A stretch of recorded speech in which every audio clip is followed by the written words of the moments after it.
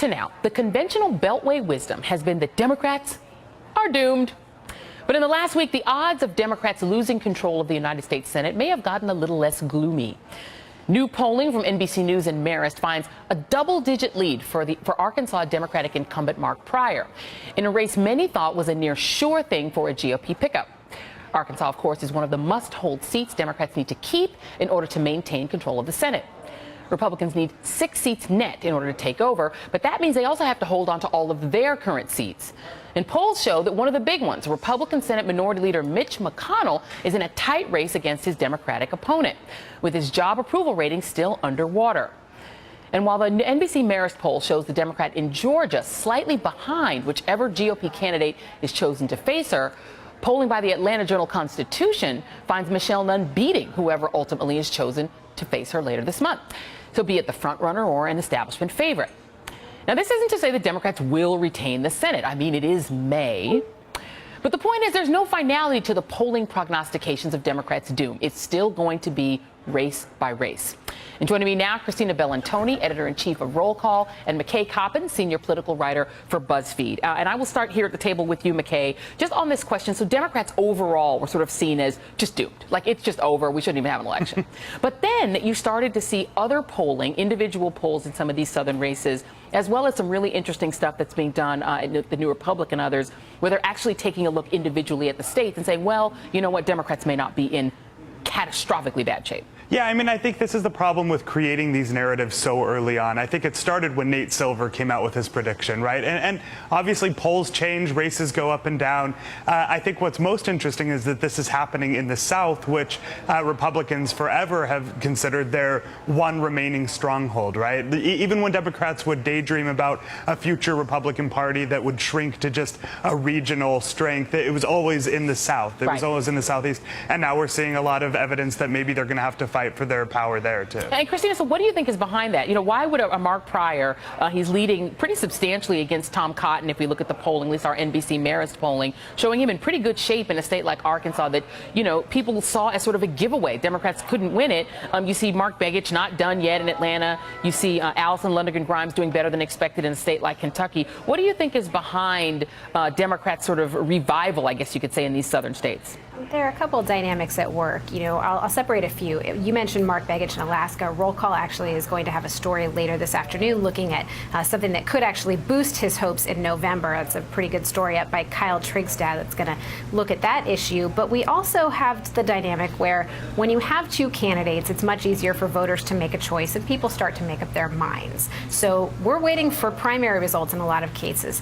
Mitch McConnell is probably going to do just fine on May 20th and get rid of his Tea Party challenger. And so then voters will really start to focus, and some of those Republicans that are split in a Republican-dominated state like Kentucky are going to start coming back into the fold. Michelle Nunn, we don't know who she's going to run against right now.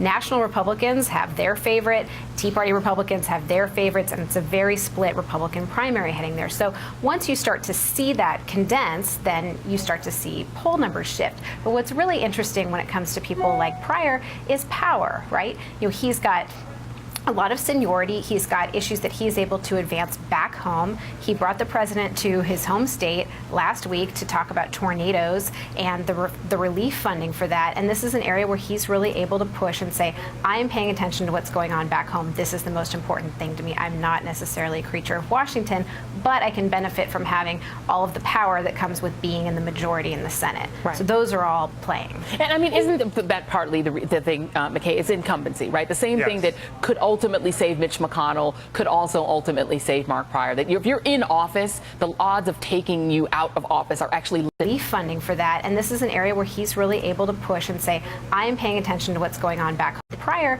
is power, right? You know, he's got a lot of seniority. He's got issues that he's able to advance back home. He brought the president to his home state last week to talk about tornadoes and the relief funding for that. And this is an area where he's really able to push and say, I am paying attention to what's going on back home. This is the most important thing to me. I'm not necessarily a creature of Washington, but I can benefit from having all of the power that comes with being in the majority in the Senate. Right. So those are all playing. And I mean, isn't that partly the thing, McKay? It's incumbency, right? The same thing that could ultimately save Mitch McConnell could also ultimately save Mark Pryor. That if you're in office, the odds of taking you out of office are actually less than may appear based on the zeitgeist in the early polls. Right. I think that's the thing. Since 2010, we've arrived at this moment in politics where we assume that incumbency is actually detrimental to candidates because there were so many incumbents that were tossed out. That was a particular moment in politics. Right. To make that last forever, for the infinite future, a lot of things would have to structurally change about American politics that we haven't seen change yet. So being an incumbent is still a huge advantage, and that's why we'll probably, or there's still a very good chance that we'll see all these Republican incumbents pull off victories. Yeah, I mean, you have an infrastructure, you have so much going for you as an incumbent. But I'm wondering, Christina, if the other sort of X factor here might, in a weird way, be the Affordable Care Act. You do now see a tremendous pushback and energy among Democrats around this idea, particularly of the Medicaid expansion in the states where it's not happening. And even in a state where it is, where you would think that the Affordable Care Act would be a running issue for Republicans, take a look at this in Kentucky. In Kentucky, Obamacare, very low favorables. It is 33% favorable, whereas Connect is a little bit better off, where people actually prefer Connect to Obamacare, even though they are the self-same thing. Do you have the possibility in some states where the Affordable Care Act ends up being a motivating issue in a sense for Democrats? Maybe. And one thing you can see in North Carolina, there actually were higher than average signups there, even though there was not a lot of help from the state legislator there and obviously the governor, who is a Republican. So the other issue is that it's not necessarily in North Carolina, there actually were higher than the self-same thing. Do you have the possibility in some states where the Affordable Care Act ends up being a motivating issue in a sense for Democrats? Maybe. And one thing you can see in North Carolina, there actually were higher than average signups there, even though there was not a lot of help from the state legislator there and obviously the governor, who is a Republican. So the other issue is that it's not necessarily Democrats really excited for Democrats. Maybe. And one thing you can see in North Carolina, there actually were higher than average signups there, even though there was not a lot of help from the state legislator there and obviously the governor, who is a Republican. So the other issue is that it's not necessarily Democrats really excited about the Affordable Care Act, but Republicans are less excited about it because it seems to be going smoothly. The White House took this victory lap. There's a lot we still don't know about some of the signups and costs and how much people are going to pay into the program and all of that. But I've talked to several Republican consultants who've told me they are really concerned if they don't have Obamacare as a rallying issue for the base, they need people to be angry at something to show up. Well, that's one reason why you're seeing the special committee investigating what happened in Benghazi, because this is something that excites the base, it gets people paying attention and angry at the White House, which then the Republicans believe translates to being angry at the Democrats. And angry at the president, right, specifically, McKay. But can you carry that all the way from May to November? The Affordable Care Act obviously dissipating as an issue. At the same time, things like not expanding Medicaid is actually rising as a motivating issue for Democrats. I'm thinking North Carolina. Yeah, I mean, if you look back at 2006, Democrats rode the wave of unpopularity for the incumbent president at that time by using a bunch of different issues, primarily Iraq, but there were a bunch of issues, right? And so I think that the Republicans I talk to say it can't just be about Obamacare. Obamacare is going to be part of the strategy, but it can't just be that. Benghazi is going to be part of it. Even the economy in a lot of these states is not great. And the president in these southern states still has very low approval ratings. And so they'll find ways to remind voters that they don't like the president, but it can't just be one issue. Right, indeed. Okay, McKay Coppins, Christina Bellantoni are going to hang out with us. Stay with us. In the race for the Republican Party's 2016 presidential nomination, there's Rand Paul and there's not Rand Paul. A few years ago, Rand Paul was seen as a fringe candidate, an offshoot of his quixotic father, who the Republican establishment gave no shot at getting the GOP nomination, let alone winning the White House. But that might be changing thanks to the senator's all-out push to convince not just potential primary voters, but that very GOP establishment that he really could be their guy. His blanket approach has covered all the bases. While crisscrossing the country and hitting nearly every primary location, Team Rand has set up a 2016 campaign network in all 50 states. According to the Washington Post, he's also courting Wall Street titans and Silicon Valley entrepreneurs who donated to the presidential campaigns of George W. Bush and Mitt Romney, attending elite conclaves in Utah and elsewhere, along with other GOP hopefuls. And let's not forget, he's thrown his Tea Party backing behind the ultimate establishment figure, fellow Kentucky Senator Mitch McConnell. And he's also aggressively wooing non-traditional constituencies for the GOP, courting African Americans and young people. Remember last year's trip to Howard University, his visit to Berkeley, and that trip to Detroit. On Friday, Rand Paul continued that theme, meeting with African American pastors in Memphis. Sometimes I like what you're saying. I'm still not voting for you, but I like what you're saying. But that's why you got to keep saying it. So the Republicans got 3% of the vote in Detroit. So there's great upward potential for us. No, not much downside, but great upward potential for us. But you have to keep trying, and you can't give up. Now, just before that meeting, Rand gave the New York Times a headline grabber when he told a reporter, everybody's gone completely crazy on this voter ID thing, adding, I think it's wrong for Republicans to go too crazy on this issue because it's offending people. Paul's strategy is resonating with the Republican establishment, and that means it's going to be that much harder for the not Rand Paul candidates to catch up. Now, the latest not Rand Paul contender is Senator Marco Rubio. It seems obvious. You're moving closer to running for president. I've openly said in the past that it's something I'll consider at the end of this year. Do you think you're ready to be president? I do. I mean, but I think that's true for multiple other people that would want to run. So can Marco Rubio make it as the not Ron Paul candidate? Back with me, Roll Call's Christina Bellantoni and BuzzFeed's McKay Coppins. And Christina, I'm going to start with you this time. And let's go back to Rand Paul for a second. He is now clearly a mainstream candidate. The establishment, I would argue, has probably stopped fighting him. Is that true?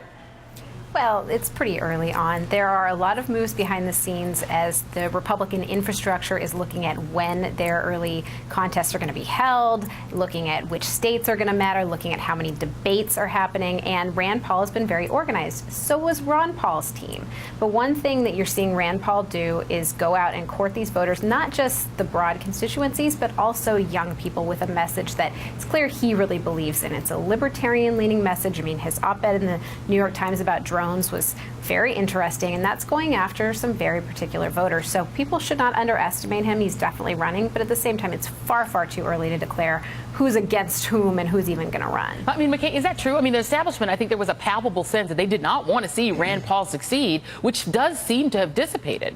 Yeah, I think the establishment is getting more comfortable with Rand Paul, but let's not forget one of the most important issues to the money class in the GOP, especially the big donors, is foreign policy and national security. And those are issues that Rand Paul is not a traditional Republican on, right? He is not a hawkish neocon. That's why we're seeing people like Marco Rubio and even Ted Cruz start to occupy that space in foreign policy, because they know that if it's going to come down to them versus Rand Paul, that's where they can pull a lot of the establishment support from. And just on the point of establishment, I mean, if you look in Florida, Christina, if you look at Rand Paul in a microcosm, just take him to a state. Jeb Bush beats him very handily in state polling in Florida, 27-14. Marco Rubio pulling in third at 11%. So Rand Paul sort of has the cosmetic appearance of expanding the party, but at the end of the day, if you look in a state like Florida, the establishment candidate still comes out ahead of him. Sure, except what you should be looking at is Iowa and New Hampshire. You know, Ron Paul was very strong in New Hampshire. There's a lot of organization there. That's a message that can appeal to Rand Paul type voters. And then the Iowa caucuses, you know, it's about organization. It's about face-to-face interaction. This is a candidate who is incredibly good on the stump. He has been for a long time, and he's refining that as he goes. And the fact that he's talking to these different constituencies is a test that helps him improve as he considers running. Well, I mean, we're talking about Iowa and New Hampshire. Let's switch over to Marco Rubio McCain. Let's talk about Iowa for a second. Very religious right. That primary is really sort of a religious conservatives to win, right? Marco Rubio seems to be trying to sort of cuddle up to that crowd, let's say. He's left immigration behind, and his new thing is to sort of become a climate change denier. Let's take a listen to him talking to Jonathan Karl on Friday about climate change. How big a threat is climate change? Yeah, I don't agree with the notion that some are putting out there, including scientists, that somehow there are actions we can take today that would actually have an impact on what's happening in our climate. Our climate is always changing. But let me get this straight. You do not think that human activity, the production of CO2, has caused warming to our planet? I do not believe that human activity is causing these dramatic changes to our climate the way these scientists are portraying it. And he's also, McKay, you know, essentially said that he's an agnostic on the issue of how old the Earth is, refusing to say that it's older than 6,000 years. Is this sort of Marco Rubio, at least in his mind, his way in? Yeah, well, I mean, I think that these are two different issues. The issue of how old the Earth is, that's when he famously said, "I'm not a scientist, man," right? That was obviously a gotcha question, because if he had gone one way, he would have made a lot of evangelical Christians angry. He tried to kind of back off that. On climate change, I mean, this is the price of running in a Republican primary. The vast majority of the conservative base agrees with what Marco Rubio just said, and whatever he personally believes in, he's going to have to say that. But it is interesting. You see Marco Rubio appealing to the evangelical base in a lot of other ways, including he's been kind of quietly talking about human trafficking a lot recently, which is an important issue for young evangelicals if you look at polling. So it'll be interesting to see if he tries to go that route come 2016. Yeah, and there are also a lot of evangelicals that support immigration reform, which he championed last year. They might be the only ones in the party left to do, because that's an issue that has definitely hurt him going forward. All right, Christina Bellantoni, McKay Coppins, thanks to both of you.